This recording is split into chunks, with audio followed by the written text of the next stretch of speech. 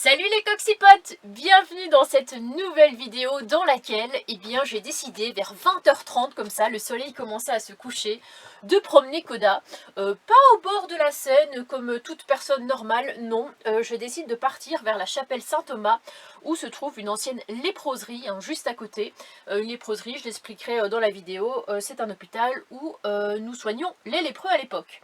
Voilà, il m'est arrivé franchement un truc vraiment trop bizarre, quoi, surtout avec mes batteries d'appareil photo. On dirait que ce soir-là, je n'étais pas seule à cet endroit, donc si vous aimez les endroits un petit peu spéciaux, vous y trouverez certainement votre compte. Et dans la deuxième partie de vidéo, ce sera la grande décision que j'ai prise. Comme vous le saviez, je vous posais des questions, enfin je me posais moi-même déjà des questions sur quoi faire pour les 3 prochains mois, parce que jusqu'aux vacances d'octobre, peut-être même novembre, si j'y la deuxième semaine, je vais avoir, on va dire, 3 mois en gros pour voyager. Mais pour aller où? Dans cette vidéo, je réponds à cette question. J'ai fini par me décider et c'est en grande partie grâce à vous, donc encore merci. Je vous fais de gros bisous comme d'habitude. On n'oublie pas le petit pouce bleu, le commentaire qui fait super plaisir, et puis rejoignez-moi sur Instagram, Annabelle la Coccinelle, si ce n'est pas encore fait. Salut les petits amis, bonne vidéo. Alors c'est assez rare que je filme le soir comme ça, il est 20h30, mais c'est vrai que comme les jours rallongent un petit peu, enfin non rallongent, au contraire raccourcissent, j'ai tendance à moins filmer le soir.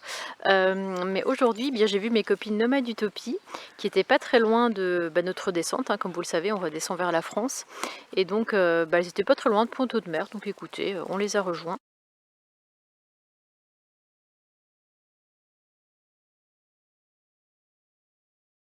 Ce qui devait être une petite escale s'est prolongé parce que finalement on a décidé de dormir ici. On est vraiment dans un petit cul-de-sac dans le village de Aizier, ça s'appelle A-I-Z-I-E-R. Regardez, on a l'église qui est ici, qui est quand même assez atypique. Et là, pour la petite balade du soir, ce qui m'a intriguée, c'est d'aller jusqu'à la chapelle Saint-Thomas. Bon, c'est plus des ruines, mais bon, c'est vraiment les trucs que j'apprécie la plupart du temps. Donc je me suis dit, pourquoi pas sortir la caméra. Ça fait quelques jours que j'ai pas filmé. En tout cas, tout à l'heure, c'est vraiment sympa parce que tout ensemble, on a longé la Seine. Je savais pas d'ailleurs que c'était la Seine qui passait ici, elle a l'air vachement large comme ça.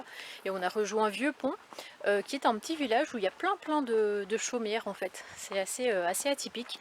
Et c'est vrai que si j'avais pas parlé avec elle, je ne serais jamais venue ici, j'aurais jamais connu cet endroit qui est vraiment hyper paisible. Et selon ce que j'ai vu par rapport à la chapelle qu'on va voir, la chapelle Saint-Thomas, peut-être qu'on va croiser des esprits là-bas, j'en sais rien. Mais en gros, c'est une ancienne léprerie. Et non, Ah, je bug. C'est la fin de journée. Je vous écrirai en gros ce qui est écrit, ou alors je vous le redirai s'il y a un panneau explicatif là-bas. Mais en gros, qu'est-ce qu'une léproserie? C'était un hôpital où on soignait en fait les malades de la lèpre au XIIe siècle. Voilà, dans cette petite chapelle. Oula, je croyais que j'entendais les esprits dans la forêt, mais en fait c'est des enfants qui s'amusent. Mais en tout cas, le cadre est plutôt sympathique. Je ne sais pas où on va, comme je le dis très souvent. Mais ce qui est sûr, c'est qu'une fois de plus, nous y allons. D'ailleurs, j'y vais toujours dans la même tenue que vous me connaissez depuis des années. Claquette chaussettes roses. Enfin, claquette rose de chaussettes noires. J'aurais sinon pu venir en robe de soirée avec mes loups-boutins. Mais ça aurait été un petit peu mal vu. Et surtout très compliqué de marcher avec ça. Vous savez ce que j'ai eu envie de chanter à l'instant? Faut vraiment que je me fasse interner. J'ai eu envie de chanter I'm sitting in the rain. Alors déjà chanter peut faire venir la pluie de base, mais en plus chanter, danser sous la pluie. Donc chanter sous la pluie peut donner encore plus envie de pleuvoir. Donc je vais plutôt me taire et me contenter de chanter une autre chanson. Je vais aller chanter It's Raining Men. Est-ce que pleuvoir des hommes est une bonne idée? Je suis pas sûre non plus. On va oublier la partie musique pour l'instant. On va plutôt essayer de trouver les vestiges de la chapelle. On a d'ailleurs, regardé ici, une jolie chaumière avec les murs en pan de bois.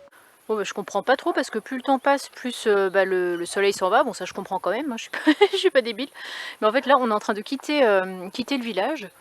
Je sais pas si je suis sur la bonne voie ou pas parce que j'ai pas de réseau. Ça s'affiche pas trop. Donc est-ce que c'est bien par là? Dans quoi je me suis encore engagée? Moi je ne sais pas. Bon, déjà je crois que c'est pas par ici. On va pas tenter le diable. Ah, nous y voilà. Selon mes plans, nous y sommes. Enfin surtout selon ce panneau, monument historique, chapelle Saint-Thomas. Vestige d'une léproserie médiévale. Ça dit que ça a accueilli pendant 350 ans donc des malades de la lèpre. Comme je vous l'ai dit, des hommes et des femmes ont souffert en ces lieux et beaucoup y sont morts. Je pensais en regardant sur Google que ça c'était pour voir le panorama, mais je sais pas, ça donne vers le haut, donc je sais pas trop ce qu'il y a à voir. On va se rapprocher, on va aller voir. Ah ouais, là on rentre vraiment dans le vif du sujet avec ce panneau qui nous dit « En actionnant la crécelle comme un lépreux au Moyen-Âge, signalez votre arrivée ». C'est-à-dire que si on tournait ça, enfin ça devait faire un bruit, j'imagine quelque chose, et bien ça sonnait de l'autre côté pour dire qu'on était arrivé, quoi. Bon alors, vous me croirez ou non, mais ma batterie d'appareil photo a décidé de lâcher. J'ai mis la deuxième, j'avais même l'appareil photo qui ne voulait pas s'allumer. J'ai mis la troisième, ça fonctionne, je ne sais pas pour combien de temps, mais j'espère quand même pouvoir vous filmer un petit peu les alentours. Hein. Signe de l'au-delà ou pas, je ne sais pas. Mais en tout cas, ils disent qu'il y a eu pas mal de fouilles archéologiques pendant 12 années et qu'ils ont retrouvé ici tout autour de l'édifice de la chapelle Saint-Thomas 250 corps en tout. Et à l'époque, c'est vrai qu'ils enterraient les défunts plutôt aux alentours d'un édifice sacré. Regardez ici, ils nous mettent des photos. Alors ça, ce serait une femme qui aurait été atteinte de la lèpre et inhumée dans un petit coffrage en bois, mais qui visiblement est trop petit pour elle, avec d'autres ossements, comme on peut le voir ici, des squelettes, avec quelques photos qu'on peut voir ici de la chapelle quand ils faisaient les fouilles. Je sais vraiment pas vous expliquer pourquoi, mais c'est vrai que les fouilles archéologiques, etc., c'est des choses qui me passionnent. Enfin, j'adore ça. Les ruines, les vestiges du passé. Et comme il l'explique, à l'époque, c'est vrai que les lépreux ne pouvaient pas rentrer dans les mêmes lieux que les autres personnes qui n'étaient pas malades. Et donc, ils avaient créé ce lieu de culte ici pour qu'ils puissent venir se recueillir. Et en même temps que ce soit à côté de la léproserie. Je suis désolée si j'écorche un petit peu le nom à chaque fois. Comme je vous disais, ce genre de lieu, c'est vrai que ça me fascine, quoi. J'ai vraiment pas de mots. Et quand je connais l'histoire en plus du lieu, je trouve que ça prend encore une autre dimension. On le regarde un petit peu autrement. Après, on a d'autres petits chemins comme ça. Je sais pas exactement où est-ce que ça mène, mais je pense que je vais rebrousser chemin. Parce qu'il faut encore que je rentre, quoi. Puis je vous avoue que ça me rassure pas trop d'être ici toute seule à cette heure-là, quoi. Je sais pas trop dans un lieu comme ça. Est-ce que c'est moi qui me monte la tête toute seule et qui me dit j'entends des trucs bizarres, je ressens des trucs bizarres, je sais pas s'il y a un lien avec ça ou pas. En tout cas, comme nous le dit le panneau ici, et bien ici à l'époque il y avait une mare. Bon là il reste plus grand chose, c'est un petit peu asséché, mais il mettra... Bon changement de qualité, hein. J'ai ma troisième batterie qui a lâché, voilà. 3 batteries pour un reportage de 5 minutes, c'est la première fois que ça m'arrive. Je sais pas ce qui se passe ici, ce qu'il y a comme énergie, mais c'est vraiment spécial. Et donc je voulais dire qu'à l'époque, les lépreux se baignaient là-dedans apparemment pour guérir leur maladie, mais bon je suis pas sûre que se baigner dans un marais change grand chose. Voilà, ça fait peur. Attendez, là-bas je vois qu'il y a une espèce de cloche. Alors bien sûr il y a moi, mais il y a une deuxième cloche là-bas qu'on pourrait sonner. On retrouve encore une fois la même petite sonnette que là-bas. Alors est-ce que c'était ça qui enclenchait la cloche? Non mais vous imaginez, là d'un coup la cloche s'est maçonnée. Faut que j'arrête de me dire des trucs comme ça. Alors je sais pas pourquoi on peut mettre ses pieds là, je sais pas trop. Écoutez, je pense que je vais faire demi-tour parce que là ça continue dans une petite rando forestière. On dirait qu'il y avait un autre bâtiment ici, regardez. Je pense que... Oh là là, j'entends des trucs, j'aime pas ça. Je vais aller faire 2-3 photos de la petite chapelle là-bas et puis je vais partir sans trop tarder parce que je suis pas à mon aise, quoi. Je sais pas comment expliquer, je ne me sens pas seule, si je puis dire les choses. J'avais vraiment trop envie de vous filmer le bord de la Seine là-bas. C'était vraiment hyper posé. Il y a un grand espace d'herbe. Enfin, c'est trop sympa, mais c'est vrai que si j'ai plus de batterie et que je vous filme avec mon téléphone, je pourrais toujours le faire. Mais c'est vrai que la qualité sera moins terrible. Alors est-ce que je le fais quand même ou pas? Je sais pas trop. Je vais aussi aller voir, vous savez ce que je vous ai dit là-haut, l'espèce de panorama. Je sais pas exactement sur quoi ça donne. Ça m'intrigue. C'est un grand couloir comme ça. Dieu pour seul confident. Et ensuite, nous arrivons ici. Oula, attendez, parce que je pense que je vous éblouis un petit peu. Je suis moi-même éblouie par la vue. On voit l'eau là-bas au loin, la Seine. Mais on ne voit pas assez bien avec la qualité du téléphone. Ces trucs-là, c'est pas terrible pour les chiens. Je pense que ça leur fait un petit peu mal aux pattes. Mais bon, si je l'avais accroché là et que je l'avais laissé là, il aurait hurlé. Donc autant qu'il vienne avec moi. Bon, en tout cas, j'espère que la visite vous aura plu. C'est vrai que c'était pas prévu du tout. Et je ne pensais absolument pas trouver ce genre d'histoire ici. J'ai beaucoup, on va dire, apprécié en quelque sorte apprendre à connaître ce lieu et puis son histoire. Regardez là-bas, on voit le toit du Beluga. On a une grande zone d'herbe comme ça. Et puis ici, on a la Seine. La Seine, la Seine, la Seine. Le coucher de soleil. Bon, il y a un petit peu de vent. J'espère que ça sera pas trop désagréable à l'écoute. Regardez comme c'est paisible. Puis c'est large comme ça, je sais pas comment expliquer. Il y a tellement d'eau. C'est beau. Ça me rappelle même les Ardennes. les espèces de collines comme ça, hyper hautes. Bon, bien les amis, je vous laisse. Koda a l'air aussi apaisée, on ne l'entend plus. Regardez, il regarde l'eau. Bonne nuit les amis.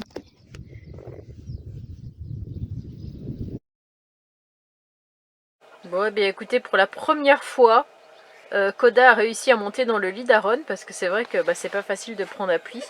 Avec la petite échelle ici, je sais pas du tout comment est-ce qu'il a fait, mais il a réussi à le rejoindre dans son lit. Et du coup, il est complètement faux, regardez. il a envie de s'amuser. Ça fait un peu chien méchant quand même, hein, vu d'ici. On a l'impression qu'il te mord. Arrête, on dirait vraiment qu'il t'attaque. Bon, je vous rassure, aucun enfant n'a été mangé lors de ce tournage. Bon, je vous faisais quand même part de mes craintes en me disant j'ai peur qu'en juillet et en août, tous les spots soient blindés, etc. Et en fait, encore une fois, eh bien, nous sommes tout seuls ici dans ce petit coin de paradis. On a des tables de pique-nique, on a la rivière à côté, on a le camp de bière à visiter. Attention, camp de bière, vous n'y trouverez pas de bière. Et regardez où nous, on s'est posé sur le banc qui se trouve juste là, où on a mangé nos petites pâtes bolo. Et puis là c'est le moment, ça va Aaron il est bien là, il plane. et donc voilà, on s'est posé comme ça, là on est au dessert. Et donc voilà, en dessert, petites pommes, gâteau, iced tea et du thé. Comme ça t'as le thé chaud et t'as le thé froid. Voilà. C'est plutôt pas mal. Et puis après on va se faire une petite partie de Call of Duty. Et la soirée va se faire comme ça. Moi j'aime bien ces petits moments comme ça. Bah moi aussi. Bah moi aussi, voilà. Puis malheureusement, d'ici quelques jours, Aaron sera ramené, hein, d'ici 3 jours peut-être, je sais pas. Ça va te faire bizarre et bizarre aussi à Koda. C'est vrai que ça va faire bizarre, même à toi déjà parce que tu vas rentrer, mais aussi oui pour Koda parce qu'il avait l'habitude de te voir tous les jours et puis de jouer avec toi. Il va se réveiller le matin, il va regarder mon lit, il n'y aura personne. Oh ça c'est très triste par contre, sachant qu'en plus aujourd'hui c'est la première fois qu'il était monté dans ton lit. Ouais, il l'avait jamais fait avant. Et voilà, moi aussi tu vas me manquer évidemment. Moi aussi je vais regarder ton lit en pleurant, en me disant reviens. Enfin bon c'est comme ça, de toute façon Aaron est content de rentrer aussi. Hein. Donc je sais pas si après on va aller faire une petite balade là comme je vous ai dit au niveau du camp de bière. Il y a un an on était déjà venu ici. Je me souviens, on s'était garé ici avec Idriss pendant les vacances d'avril. J'avais Aaron justement.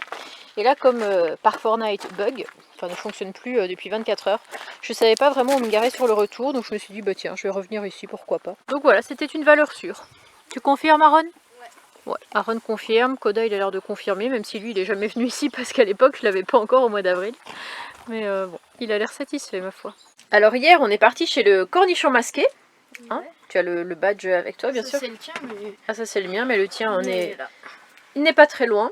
Et du coup, je voulais vous partager parce que je pense que vous le reverrez dans mes prochaines vidéos. Il s'était acheté un petit chauffage. Il s'était acheté un petit ventilateur comme ça chez Action. Et en fait, il trouve qu'il n'y a pas assez de puissance et il ne s'en sert pas. Donc, il m'a proposé de le récupérer. Et comme il fonctionne en USB, regardez, je l'ai branché ici à la batterie. Et bien, je me suis dit, pourquoi pas, si ça peut dépanner. Et donc, Aaron, vas-y, mets-le en route. Je vais vous montrer parce que je suis vraiment surprise de la consommation. Quand on le met vitesse 1. Mais vitesse 1. Déjà c'est pas allumé là-haut. Ah mince, je suis au bout. C'est sûr que... Mais si. Alors attends, voilà, c'est bon, c'est allumé. Ça fait pas beaucoup de vent, ça fait rien. Ça fait pas énormément de vent, mais regardez, nous sommes à 0. Là, regardez, si on met le niveau supérieur, donc niveau 2, 3 watts. Ça consomme que 3 watts. Et ça fait tellement du bien. C'est vraiment pas beaucoup. Et pourtant... ouais, Aaron dit que ça lui fait du bien, que ça ventile bien comme il faut. Donc je pense que je vais m'en servir. Bah ouais. Parce qu'au mois d'août, je pense qu'il fera encore bien chaud. Et ce qui est très drôle, c'est que du coup, c'est Didier qui l'avait assemblé. Regardez, la marque est écrite à l'envers. Il m'a dit, écoute, ça vient de chez un bigleux. Donc au lieu d'avoir la marque Rixau, on a la marque Moxir.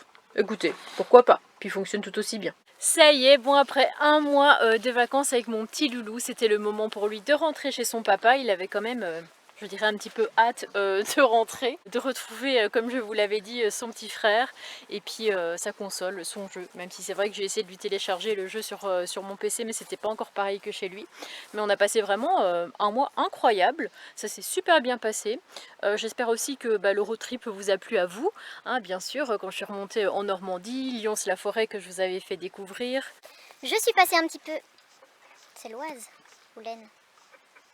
Je suis passée un petit peu alors dans l'Oise, si je ne me trompe pas. Voilà.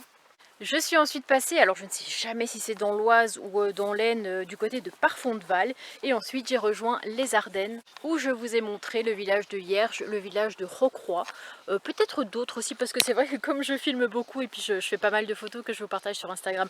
Instagram Annabelle la Coccinelle toujours, ça ne change pas depuis des années. Eh bien je ne sais plus trop finalement ce que je vous ai montré, ce que je vous ai pas montré. Mais en tout cas c'était incroyable, pouvoir revoir ma famille, pouvoir descendre ensuite vers la Normandie. J'ai visité Ponto de Mer, etc. Je suis repartie à la basilique de Lisieux, donc j'ai beaucoup apprécié. Et c'était ensuite le moment de repartir voir le cornichon masqué pour une petite soirée où Chris et David étaient présents. Vous les connaissez maintenant, Chris et David, je ne vous les présente plus. Avant de ramener le petit bonhomme et donc de partir. Mais partir où? Annabelle, as-tu fait ton choix? As-tu une réponse à ce dilemme que tu te posais un mois plus tôt? Eh bien écoutez, j'ai ma réponse. Vous m'avez beaucoup aidé dans mon choix, donc pour ça je vous remercie franchement d'avoir pris le temps de me laisser pour certains des très longs commentaires avec pas mal d'informations, pas mal d'explications. Ça m'a vraiment permis de cogiter, de réfléchir sur ma prochaine destination et sur mes futures destinations aussi. Pour éviter de vous montrer ma tête pendant un quart d'heure, je vais vous montrer en même temps un petit peu l'endroit où je me trouve, au bord d'un petit étang, et franchement c'est hyper apaisant, c'est rare les spots comme ça. Et je suis toute seule, il y a plein de petits bancs comme ça. Il y a moi qui suis ici, il y a le gros cochon qui est là. On a une petite table de ping-pong et c'est là où Aaron me manque parce qu'on aimait bien faire un petit peu de ping-pong sur les spots. Et puis voilà, des jeux pour enfants, mais il n'y a pas d'enfants, il n'y a personne d'ailleurs, à part moi, mais bon, je ne vais pas m'en plaindre. Et donc voilà, c'est vrai que je vous mettais un petit peu face à mon questionnement qui était en août, septembre, octobre. Où est-ce que je vais? Est-ce que je pars soit dans le Jura et dans les Alpes, ou alors est-ce que je pars en Norvège? Et j'ai fini par prendre ma décision parce que vous m'aviez dit que pour aller en Norvège, c'est mieux d'y aller en mai, juin, juillet, par rapport à la saison, tout ça. Qu'apparemment il y a pas mal de choses qui commencent à fermer début août. Donc pour le coup, étant donné qu'on est déjà en août et de manière bien entamée, eh bien je vois pas vraiment l'intérêt de partir maintenant parce que à l'allure où je vais, je pense que j'arriverai limite fin septembre et qu'il commencera à faire vraiment pas beau du tout et très froid. D'ailleurs toutes les personnes que je vois actuellement en Norvège, le temps n'a pas l'air fifou. Je dirais même que les gens se pèlent les miches. Ça vend pas du rêve.